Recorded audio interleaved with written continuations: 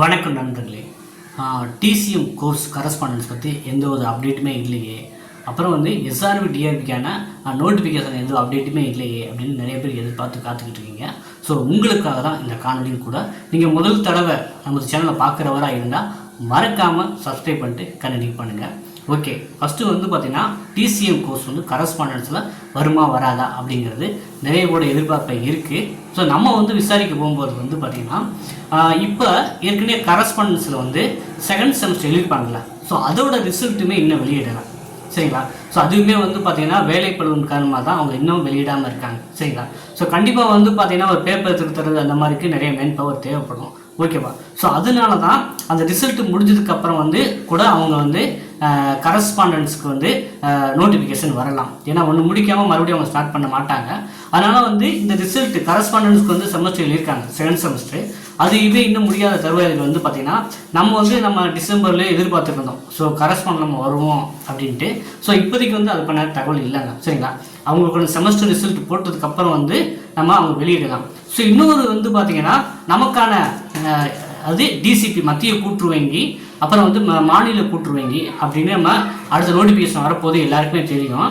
இதோட பார்த்திங்கன்னா கூடுதலாகவே நமக்கு ஒரு தகவல் கிடச்சிருக்கு. அது என்னன்னா, அது தொடக்க வேளாண்மை கூட்டுறவு கடன் சங்கம் டேக்ஸ் கடந்த ஆண்டு எடுத்தாங்கல்ல 2023 நகர்ப்புற கூட்டுறவு வங்கி. ஸோ அதுக்குமே பார்த்திங்கன்னா நம்ம விசாரிக்கும் போது காலி பணிகள் லிஸ்ட்டு கேட்டிருக்காங்க. அப்போ பார்த்திங்கன்னா மத்திய கூட்டுறவு வங்கி ப்ளஸ் டேக்ஸ், அதாவது தொடக்க வேளாண்மை கூட்டுறவு கடன் சங்கங்களுக்கும் சேர்த்துமே அவங்க ரெக்ரூட்மெண்ட் பண்ணுறதுக்கு நிறையவே வாய்ப்புகள் இருக்குங்க.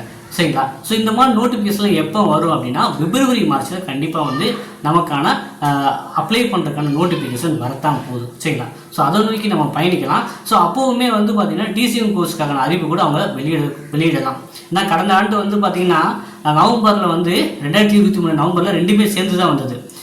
எப்படின்னா கரஸ்பாண்டன்ஸ்க்கான அறிவிப்பும் வந்தது, அதே போல் நம்ம டேக்ஸுக்கு தொடக்க வேளாண்மை கூட்டுறவு கடன் சங்கங்கள் நகர்ப்புற கூட்டுறவுக்கான டிஆர்பியுமே சேர்ந்து வந்தது. சரிங்களா?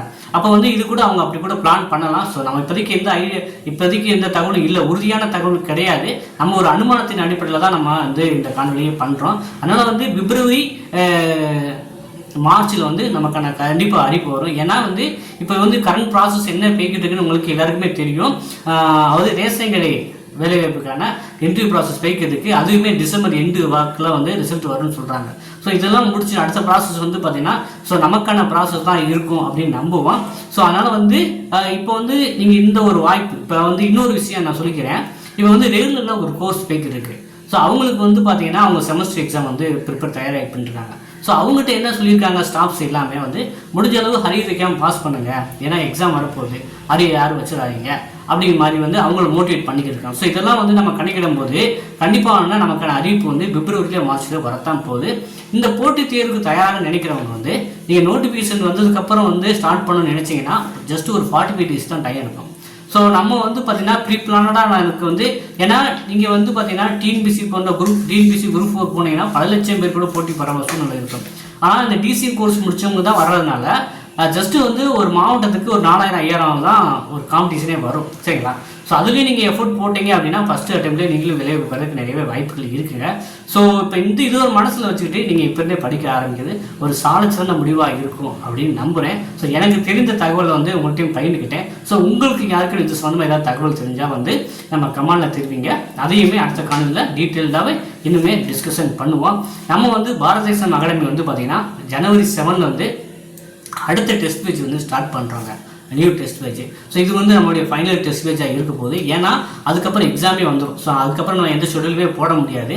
ஸோ ப்ரீ பிளானாக படிக்கணும் அப்படின்னு பிளானில் இருக்கிறவங்களுக்கு இந்த ஷெடியூல் ரொம்பவே கை கொடுக்கும் அப்படின்னு நம்புகிறேன். ஸோ விருப்பமுள்ளவங்க இந்த டிஸ்பிளேயில் வாட்ஸ்அப் ஸ்டார்ட் பண்ணிங்கன்னா உங்களுக்கு ஷெடியூல் அனுப்புகிறேன்.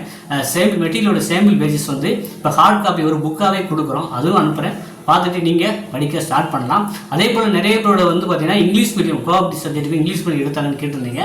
ஸோ அதுக்கான ப்ராசஸுமே நம்ம அகாடமி சொல்லமாக 1 வீக்கில் முடிஞ்சிடும். ஸோ இங்கிலீஷ் மீடியம் கேட்டவங்களுக்கான மெட்டீரியல் தயாராகிட்டு இருக்குது, அதுவுமே நீங்கள் வாங்கிக்கலாம்.